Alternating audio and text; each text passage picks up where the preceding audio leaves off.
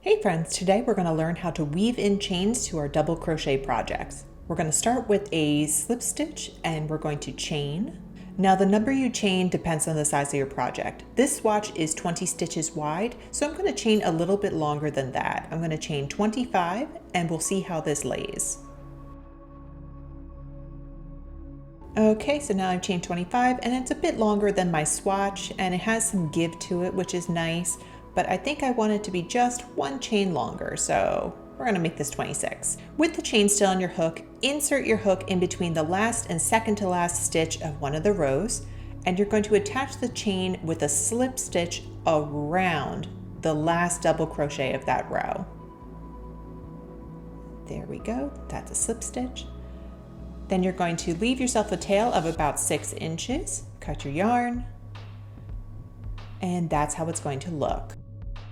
Next, with your darning needle and the end that is not attached to your work, thread the eye of the needle and begin weaving the chain up and down through the double crochets of that row. You can pull through. Very easy to do. Just be sure to go cleanly around the stitches so that you're not snagging any of the ply from the double crochet stitches. That can get a bit messy.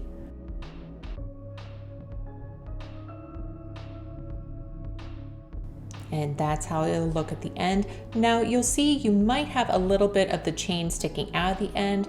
Just kind of work that back through and distribute any excess over your stitches.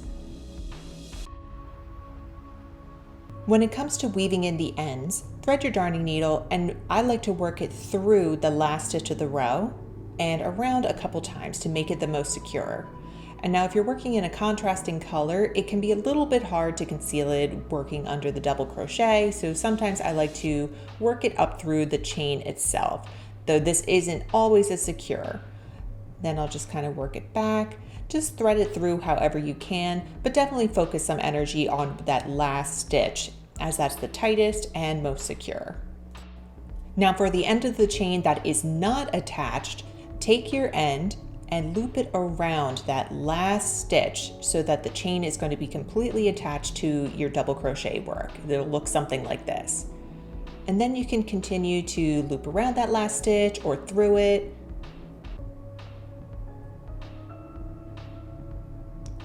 And then you can kind of just weave in like you did before.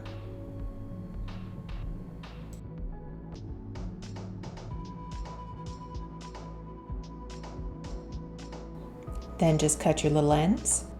And that's how to weave in a chain. This is a great way to add detail to any double crochet piece.